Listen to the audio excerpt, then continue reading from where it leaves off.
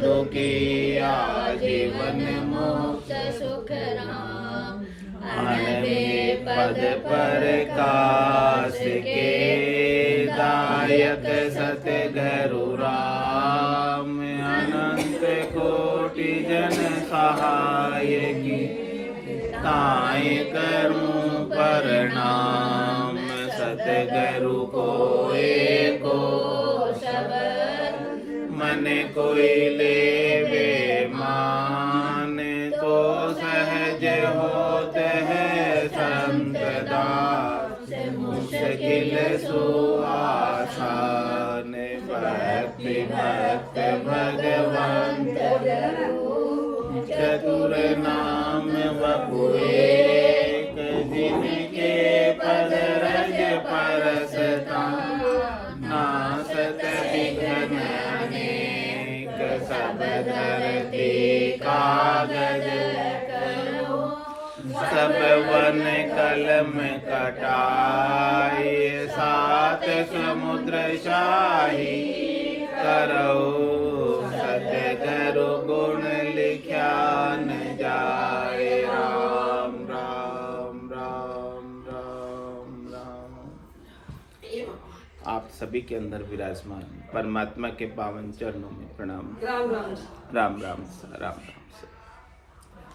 आनंद श्री सदगुरु सुखराम जी महाराज की अनबे वाणी है। सदगुरु की सत्ता का अंग चल रहा है। महाराज सदगुरु की सत्ता का जो वर्णन करने में नहीं आती है उसका वर्णन करके बता रहे हैं। सत्ता इतनी अगाध है, इतनी अनंत, इतनी अपार है कि वेद भी उसे नेति नेति कहकर पुकारते। नैति नैति नैति। यह भी नहीं है, यह भी नहीं है, यह भी नहीं है।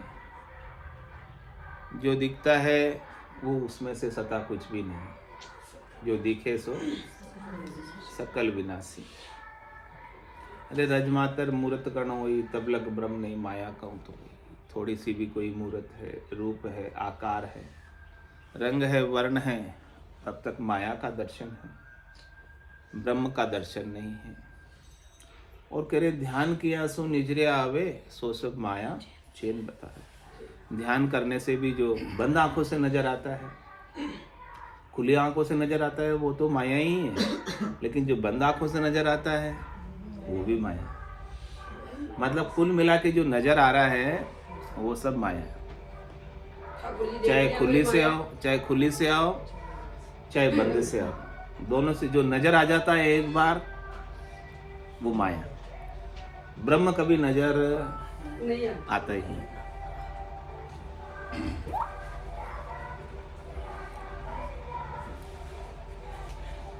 महाराज फरमा रहे इसीलिए कि सत्ता का वर्णन कैसे करें, ये अनिर्वचनीय है। यानी ये वचनों से कहने में आती नहीं है। यानी आंखों से इसे देख नहीं सकते, कानों से इसे सुन नहीं सकते, नाक से इसे सूंघ नहीं सकते और मुंह से इसे बोल नहीं सकते, हाथ से इसे पकड़ नहीं सकते। रूप देख देखने के माई दृष्टि मुष्टि में आवे नहीं। राम कागदा ऊपर मंडे नहीं, मुख और जीभ पर आवे नहीं। तो महाराज दृष्टांत देकर समझा रहे थे सदगुरु की सत्ता का, उदाहरणों के द्वारा पुष्ट कर रहे थे कि इसका गुण क्या प्रकटता है, किस प्रकार से शिष्य को अनुभव होता है सत्ता के जागने पर। वो सारे दृष्टांत महाराज ने कल दिए थे कि जिसके जाग गई निज नाम जो जुरा काल जम को डर भागे।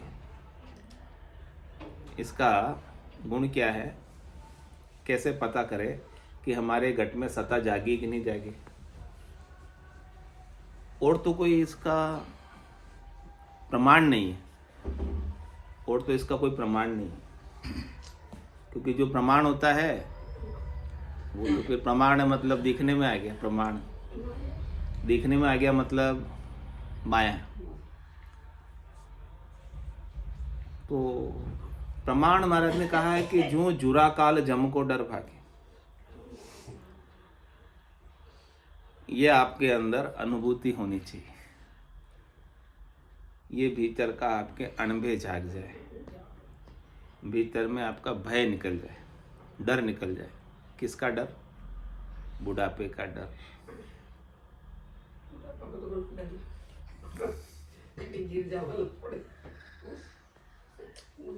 काल का डर,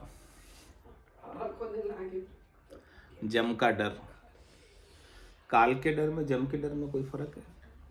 महाराज ने दो लिखा है यहाँ पे, जुरा काल जम डर भागे। है एक ही वैसे, काल और जम। समय कि मेरा कल क्या होगा, वो भी चिंता। कल भी काल में ही आता ना, वो भी चिंता हमारी मिट जाए। बुढ़ापे की चिंता हमारी मिट जाए कि मेरा बुढ़ापा कभी आता ही नहीं। बुढ़ापा आता है तो शरीर का आता, और शरीर का तो आएगा, और मैं शरीर नहीं।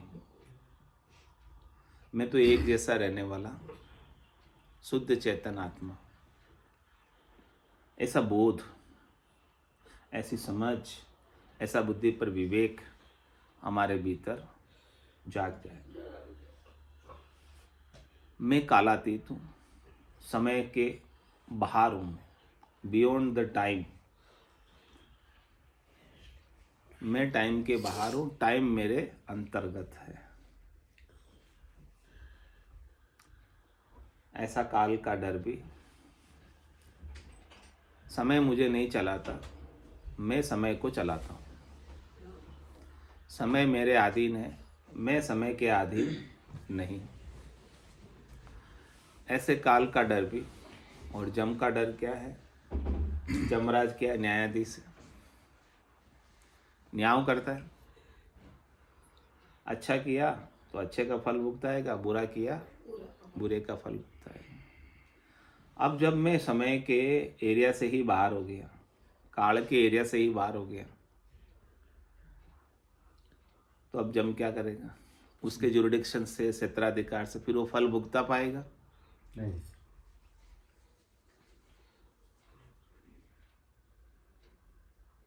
तो महाराज कह रहे हैं कि आपको ऐसी अनुभूति होने लग जाए तो समझो कि आपके भीतर सत्ता जागी है।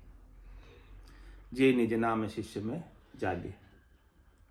यदि वास्तव में निज नाम जागा है आपके, तो ये अनुभूतियां आपको होएगी। ये अनुभूति नहीं हो रही, इसका मतलब निज नाम अभी तक नहीं जागा। महाराज साक्ष्य दे रहे, कह रहे सदगुरु सता कहीं नहीं जावे, नक पंखी हीरा निपजावे, ओ इचरच मानो मत कोई। इतने सारे मैंने दृष्टांत दिए थे, उनको आपने देखा नहीं है तो मत मानना। लेकिन कीट पलट भंवरा की मोही। कीड़ा जो है गंदी नाली का, लट जो है वो भंवरा कैसे हो जाती है बदल कर। जो गंदी नाली में रहती थी वो अब मधुपान करती है, पुष्पों की सुगंध लेती है। ऐसा लाभ सतगुरु की सत्ता में, सतगुरु में ये होता है। हाँ ये तो है ना, आपने देखा नहीं? ये छत के ऊपर तो देखा है। हाँ तो उसमें क्या करता है भंवरा? भंवरा वेदों में लिखा होगा, उपनिषद से लिखा। भंवरा क्या करता है? जाता है और एक कोई लट होती है उसे पकड़ लाता है डंक मार के, और जो लट खड़ी रह जाती है उसे ले आता है, जो आड़ी गिर जाती है उससे नहीं लाता, और लाकर अपने बिल में रख देता है मिट्टी वाले पे। और फिर उसको 10-15 दिन भंवर गुंजार सुनाता है, उसकी ध्वनि सुनाता है। तो 10-15 दिन बाद वो लट भंवरा बन के आ जाती है, बाहर आ जाती है। पर वो लट के कंसंट्रेशन पे डिपेंड करता है। यदि लट कांस्टेंटली सुनेगी तो भंवरा बनेगी, वरना मर जाएगी। तो इसी प्रकार से हमको मनुष्य तो मिला है, लेकिन हमारे अंदर मुमुक्षा होनी चाहिए, मोक्ष प्राप्ति की इच्छा होनी चाहिए, कंसंट्रेशन होना चाहिए, हमारा ध्यान होना चाहिए। तो सद्गुरु हमें परमात्मा बना देते हैं। जैसे वो लट को भंवरा बना देते हैं। कौन बनाता है भंवरा? भंवरा ही तो भंवरा बनाता है। तो सदगुरु भी परमात्मा स्वरूप हैं और हमें भी परमात्मा स्वरूप बना देते। आप समान करे पर भी ना, चाहे वो कैसी भी हो उसे अपने समान बना देते हैं सदगुरु। हम भी गंदी नाली के विषयों के कीड़े हैं, शब्द रूप रस गंध स्पर्श की नाली में विषयों के गंदे भोगों में ही लगे हुए हैं। सदगुरु हमें उन गंदे भोगों से निकाल कर, देह की आसक्ति को मिटाकर, देहाध्यास छुटाकर परमात्मा के आनंद की प्राप्ति कराते हैं। ये दृष्टांत तो एकदम पक्का सबने देखा ही हुआ है। और कह रहे महाराज आगे दृष्टांत देकर समझा रहे कि और कैसे बताऊं मैं तुम्हें सतगुरु की सत्ता तुम्हारे पास आई कि नहीं आई। कह रहे अमर बिवाण शीश चलावे, पांचू ज्ञान गेब का पावे। जिसके अमर बिवाण आ गया,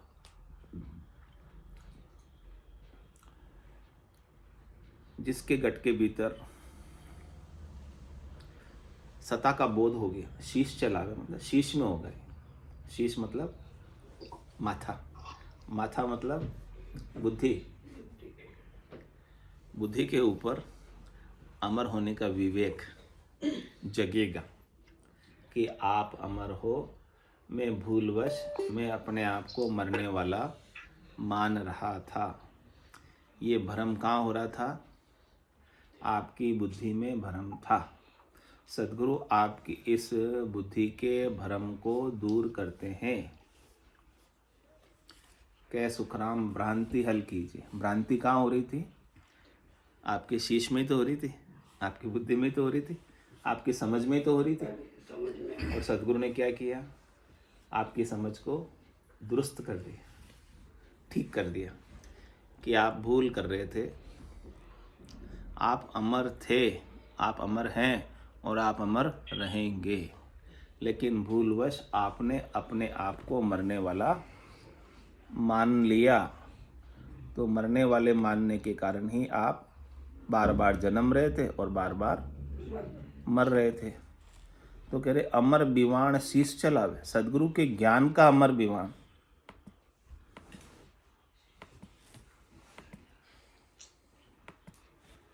वो आपकी शीश पर विवेक के रूप में सद्गुरु प्रकट करते हैं। अमर बिवाण शीश चलावे तो क्या हो जाता है? पांचों ज्ञान गेब का पावे। पांचों ही ज्ञान, 5 प्रकार के ज्ञान होते हैं।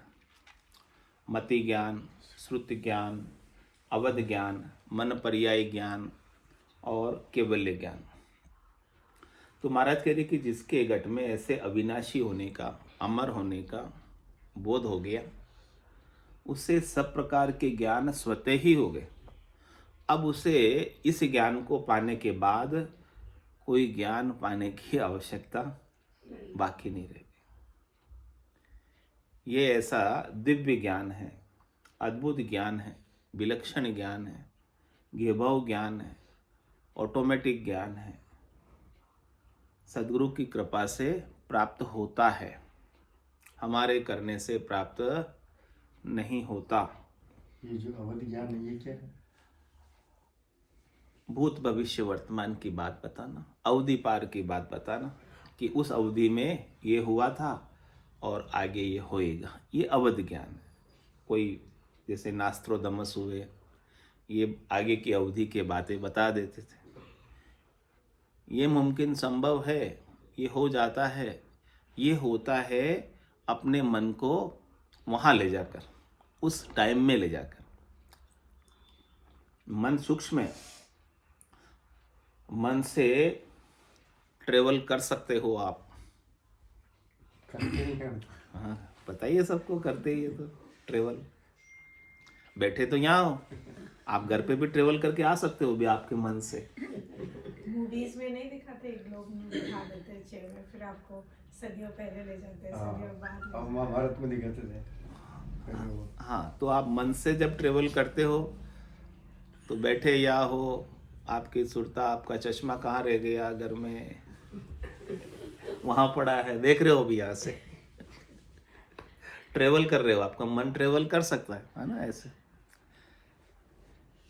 मन तो बड़ी से बड़ी ऊंची से ऊंची उड़ान भर लेता है। हाँ। बट में तो जैसे मन जैसे अभी यहाँ वर्तमान में किसी भी स्थान पर ट्रेवल कर सकता है, ऐसे ही मन समय में भी ट्रेवल कर सकता है, पिछले समय में भी ट्रेवल कर सकता है, आगे के समय में भी ट्रेवल कर सकता है। तो एक प्रश्न इससे रिलेटेड, मन ट्रैवल कर सकता है तो क्या वो मन ही है जिसके साथ लग के हमने ट्रैवल करना? नहीं, यही तो बात हो रही महाराज, यही तो समझा रहे हैं क्योंकि एक कि मन ego के ही साथ चीज़ है, लग के बाकी ट्रेवल सब सीमित करोगे, है। मन के साथ लग के ट्रेवल करोगे। नहीं वैसे नहीं, जैसे एक मन ही है जो ट्रैवल कर सकता है, ठीक है, उसके अलावा की सारी चीजें सीमित है, स्थूल है, तो मन को ही कंट्रोल करके वो चीज जो हम पाना चाहते हैं वो हम पाएंगे। जो चीज पाना क्योंकि travel चाहते करने हो वाली चीज तो वही है। तो ट्रेवल से नहीं मिलेगा ना वो चीज। वो चीज महाराज कह रहे हैं कि स्थिर होगे तब मिलेगा। मन जब तक ट्रेवल करता रहेगा तब तक तो वो चीज मिलने वाली ही नहीं है। वो तो ट्रेवल, इसीलिए तो कहा है कि वो 4 ज्ञान तो मुमकिन किसी को भी हो सकते हैं, खास नहीं, लेकिन 5वां ज्ञान स्थिरता का ज्ञान है जिसमें सारी ट्रेवल ही रुक जाती है। अब तुम आकाश को बोलो तुम वहां जा, वहां जा, वहां से वहां जा, आकाश कहाँ जाएगा बेचारा? वो तो सर्वत्र है, कहाँ जाएगा? आकाश के ट्रेवल, आकाश को बोलो तू ट्रेवल कर, कोई एक जगह है तो दूसरी जगह से जा सकता है, लेकिन आकाश जब सब जगह हो गया तो कहाँ जाए? अब उसकी ट्रेवल चलती रहेगी या रुक जाएगी? हाँ, बादलों की ट्रेवल हो सकती है आकाश में। आकाश में बादल जैसे चलते हैं वैसे ही आत्मा के अंदर मन चलता है। आत्मा आकाश है और मन बादल है, ट्रेवल करता है मन। तो अब अपने को मन को नहीं पकड़ना, मन पर्याय ज्ञान को भी नहीं पकड़ना। मन पर्याय ज्ञान क्या होता है? आप मन में क्या सोच रहे हो, आपकी बात मैं जान जाता हूँ कि आपके मन में क्या चल रहा है, और बता भी देता हूँ कि आपके मन में ये चल रहा है। ये मन पर्याय ज्ञान है। अवध ज्ञान में मन ट्रेवल करके आगे पीछे की बात, भूत भविष्य वर्तमान, जैसे त्रिकालदर्शी कहते हैं इसे।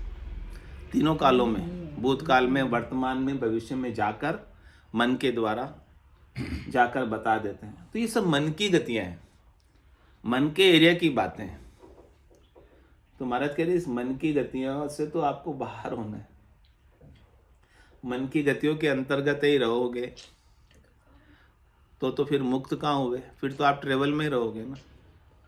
मन को कभी अच्छा लगेगा, मन को कभी बुरा लगेगा। मन को ही तो लगता है सब अच्छा, सुख और दुख का अनुभव भी कौन करता है? मन ही करता है। तो ये सब चीजें महाराज कह रहे हैं कि जो 5वां ज्ञान, जो स्थिरता का ज्ञान है, आकाशवत ज्ञान है, सर्वत्र होने का ज्ञान है, अविनाशी का ज्ञान है, मरते नहीं उसका ज्ञान है, वो सद्गुरु जब आपकी शीश पर ये अमर विमाण बिठा देते हैं, यानी आपको उसमें बिठा देते हैं, आपकी बुद्धि को उसमें सेट कर देते हैं, उस ज्ञान में आपकी बुद्धि पर विवेक जग जाता है और आपकी बुद्धि फिर स्थिर हो जाती है, आपका मन फिर स्थिर हो जाता है। यानी आपका मन भी फिर ट्रेवल उसका रुक जाता है, आपका मन भी उसमें लय हो गया, लीन हो जाता है, बुद्धि भी उसमें लय हो जाती है, लीन हो जाती है, चित्त भी उसमें लय हो जाता है, लीन, और अहम भी उसका खत्म हो जाता है। तो अमर विमाण शीश चलावे, 5वां ज्ञान गेब का पावे। गेबा ऑटोमेटिक, फिर कोई ज्ञान पाने की आवश्यकता, इच्छा, चाहना, वासना, आशा, तृष्णा, मनोरथ, मनोकामना, संकल्प, विकल्प बाकी नहीं रह जाता। ये किसका गुण है? यूं सत्ता सद्गुरु के भाई। हे भाई, ये सद्गुरु की सत्ता कहलाती है कि आप अमर हो, इस अमर होने का अनुभव आपको होने लगे। आप शरीर से अलग हो, उसका अनुभव होने लगे। आप मन से अलग हो, आप बुद्धि से अलग हो, आप चित्त से अलग हो, आप अहम से अलग हो, आप सीमितता से अलग हो, आप व्यष्टिपने से अलग हो, आप समष्टि हो, आप अनंत हो, आप अपार हो, आप अगाध हो, आप अमाप हो, आप अथाप हो, आप अजोनी हो, आप निरंजन हो, आप निराकार हो,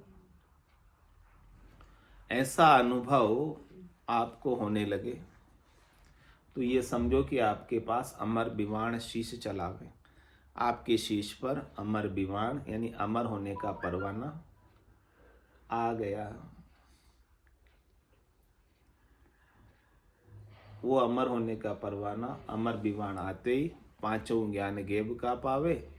यूं सता सदगुरु की भाई, ऐसे सदगुरु की सता है, ऐसे सदगुरु की सता का ज्ञान है, ऐसे सदगुरु की सता का बोध है।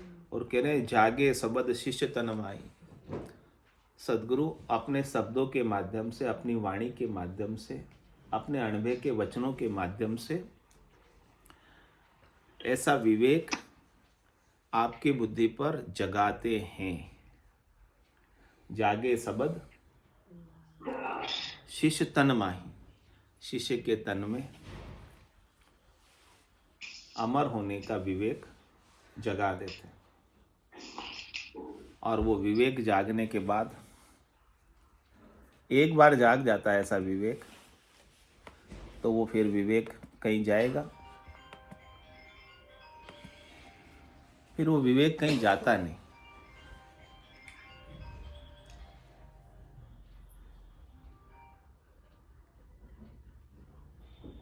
फिर वो आनंद में हो जाता है। और आगे महाराज इसका दृष्टांत देकर समझा रहे हैं। छाए हुमाव हुए रंक राजा, फिरे दुहाई कहे महाराजा। हुमायूं पक्षी की छाया के हेठे जो आ जाता, यानी छाया के नीचे जो आ जाता, यानी जिसके ऊपर छाया पड़ जाती है, हुमायूं पक्षी की, वो जन, वो व्यक्ति उसी देह से महाराजा पद को प्राप्त कर लेता है। ये गुण किस में है? हुमायूं पक्षी की छाया में। अच्छा, किसी ने छाया देखी हुमायूं पक्षी की, हुमायूं पक्षी उड़ रहा है, उसकी छाया वहां पड़ रही है, लेकिन उसके ऊपर नहीं पड़ी,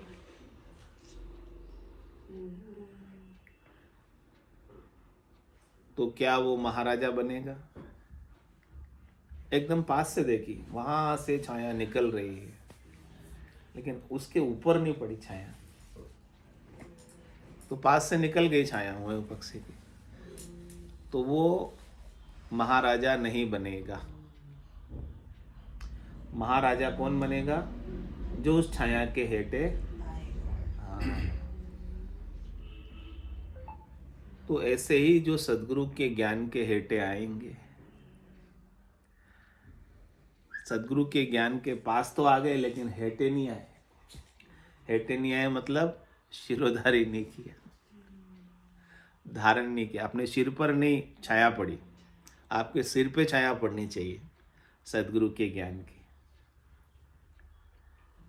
ज्ञान जो सदगुरु आपको बता रहे हैं, श्रवण करा रहे हैं, रोज बता रहे हैं, उसकी छाया बहुत गर्मी पड़ रही है और दूर से वृक्ष की छाया दिख रही है, लेकिन वहां तक हम पहुंच नहीं पाए, तो क्या आपकी तपत मिट जाएगी? जब तक आप वहां तक पहुंचोगे और वृक्ष की छाया के नीचे जाके बैठोगे, तब जाके गर्मी से आपको राहत मिलेगी। इसी प्रकार से महाराज कहने कि सदगुरु के ज्ञान की छाया में जो आ गया, सदगुरु के ज्ञान की सत्ता की छाया में जो आ गया, फिरे दुहाई कहे महाराजा। जैसे वो महाराजा कहलाने लगता है, तो यहाँ संसार के अंदर वो क्या कहलाने लगता है? सदगुरु सता शिष्य यूं लेवे, साध साध कर सब जुग सेवे। जो ज्ञान की छाया के हेठे आ गया, वो साधना करने वाला जन बन जाता है, भक्ति करने वाला जन बन जाता है, वो जन की पदवी को प्राप्त कर लेता है। फिर कह रहे जन पदवी त्रिलोक सरावे और अगम देश हंसा चल जा। जिसने सदगुरु की सत्ता की छाया के हेठे आया वो भक्ति करने वाला जन कहलाता है और उस जन की पदवी की पूरी त्रिलोकी में सराहना होती, महिमा होती। यानी साध साध कर सब जुग सेवे, सब संसार वाले उसे साधना करने वाला, भक्ति करने वाला जन कहते हैं और उसकी सेवा करते हैं, उनसे ज्ञान प्राप्त करते हैं। और दूसरा लाभ क्या होता है कि वो अगम देश की प्राप्ति कर लेता है। अब उसके लिए उसको कुछ मेहनत तो करनी पड़ती होगी या बिना ही मेहनत मिल जाता है? फिर छाया का क्या गुण? मेहनत करनी पड़े तो मेहनत करनी पड़े तो छाया का क्या गुण? अरे जिसकी हुमायूं बख्शी की छाया पड़ी उसने क्या मेहनत की बताओ? वो राजा बन गया। जिसकी छाया पड़ी उसकी क्या मेहनत? राज ही हो गई। इसमें मेहनत नहीं है, करनी नहीं है, क्रिया नहीं है, उपाय नहीं है, सहज है एकदम। सहजा सहजा काढ़िया जतन किया बहु बात। कौन कर रहे जतन? यहाँ पर आप कर रहे हो या सदगुरु कर रहे हो? आपका क्या जतन है?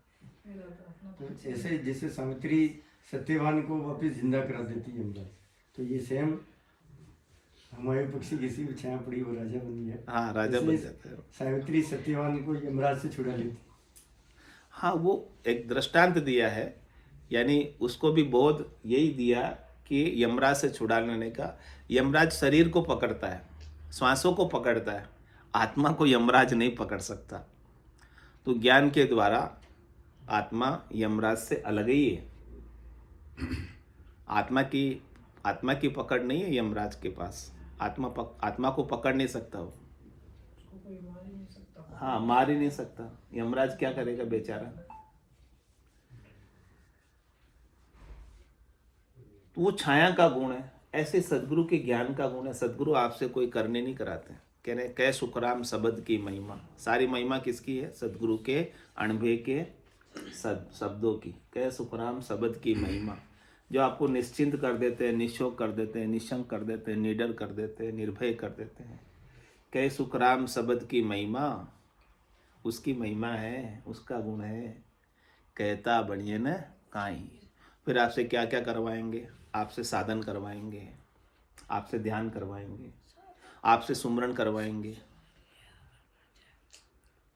फिर जाके अमरगढ़ जाओगे। ऐसा ही करवाएंगे ना सर? नहीं करवाएंगे। महाराज तो कह रहे कि मैं तो कुछ ही नहीं करवाता।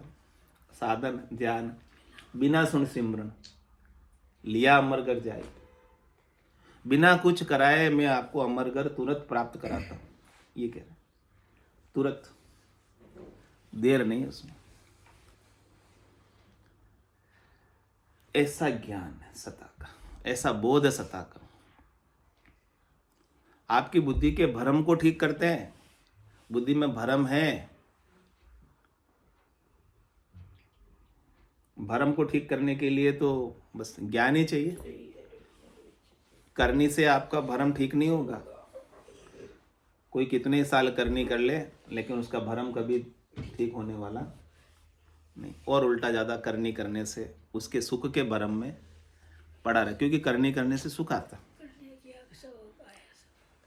करनी करने से सुख आता तो सुख का भ्रम और हो जाएगा। लेकिन महाराज कहते आत्मा में न सुख है और न दुख है। सुख दुख किसके हैं? सारे हाँ, मन के, जीव के हैं सुख दुख। तो क्या आपको मन के एरिया में रहना है तो जीव ही बने रहोगे सुख दुख में। सुख आ रहा है, सुख के एरिया में हो, मन के एरिया में। सुख किसको आता है? मन को आता है। आत्मा को नहीं आता कभी सुख। आत्मा तो सुख दुख से रहित है।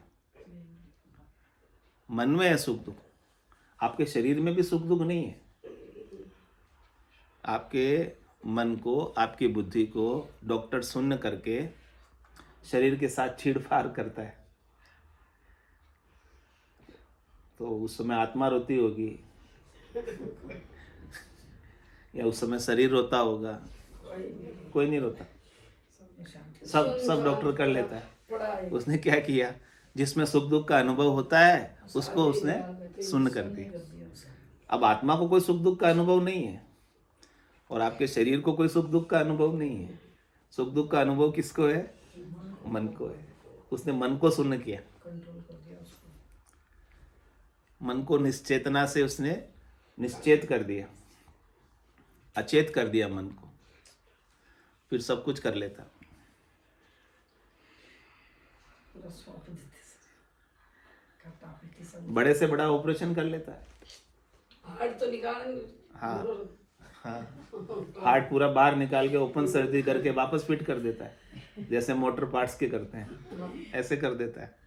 एक बार तो ऐसा लगता गया।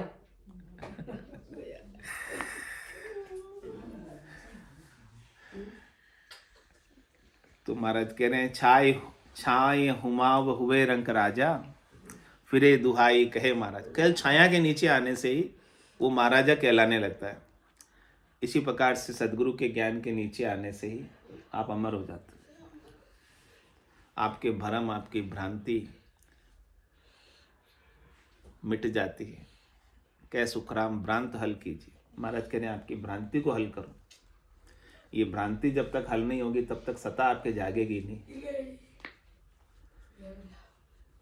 सत्ता जागी है इसका मतलब आपकी भ्रांति मिटी।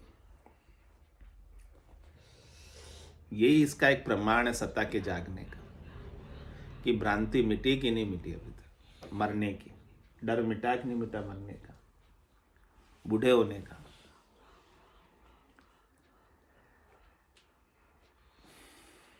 तो सदगुरु सता शिष्य यूं लेवे, साध साध कर सब जुग सेवे। फिर वो साधना करने वाला, भक्ति करने वाला जन बन जाता है।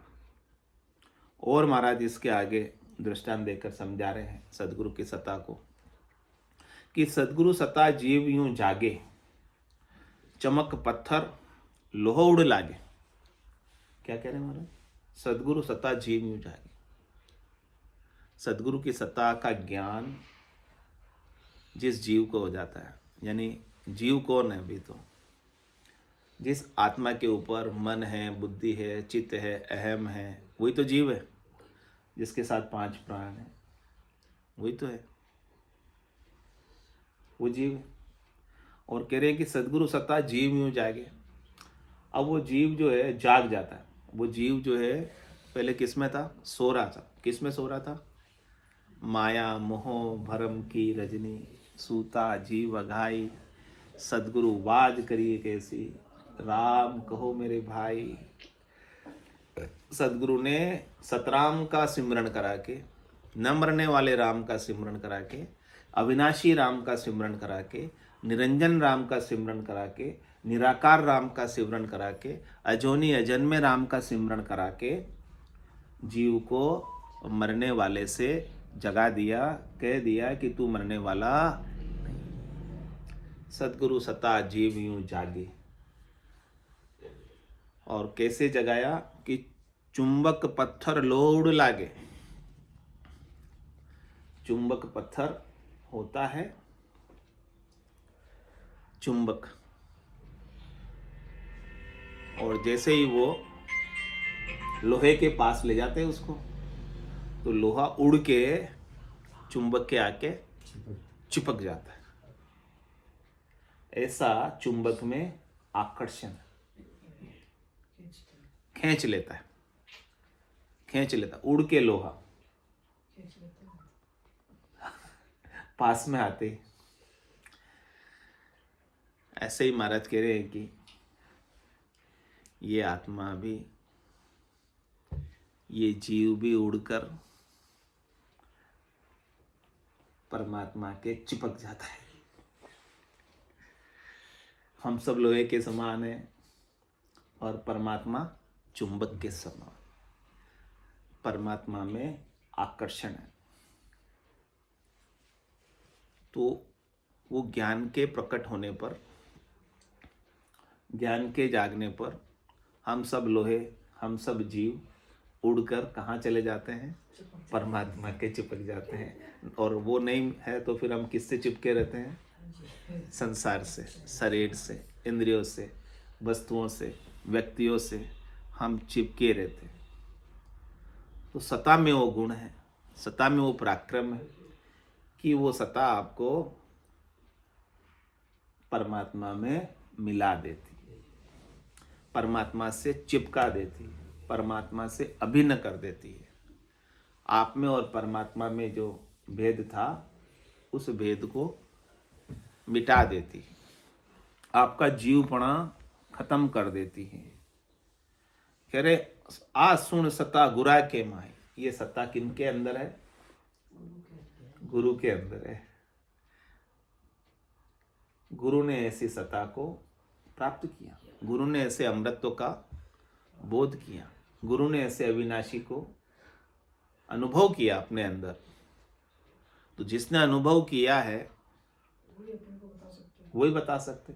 जिसको कभी ऐसे अमृतत्व का अनुभव ही नहीं हुआ तो वो क्या बताएगा? खुद ही नहीं पहचानते तो आपको क्या पहचान कराएंगे? खुद ही कभी मिले नहीं परमात्मा से, आपको क्या मिलाएंगे? तो आज सुन सता गुरा के माही, ऐसी सता सतगुरु के अंदर, सतगुरु के ज्ञान के अंदर विद्यमान है, मौजूद है। और उसका गुण क्या है? जड़ पशुआ चेतन हो जाए। जड़ पशु भी चेतन हो जाते हैं। हम सब जड़ पशु हैं, हम सब जड़ जीव हैं। मनुष्य में भी यदि विवेक नहीं हो तो पशु के समान ही है, बस सींग पूछ नहीं है। पशु जो काम करते हैं खाने पीने सोने के, वही काम यदि मनुष्य भी करे तो पशु ही तो है। पशु तो जीवन बिता रहा है, पशु जैसे बिता रहा वैसे ही हमने जीवन बिताया। और हमारी बुद्धि जड़ है,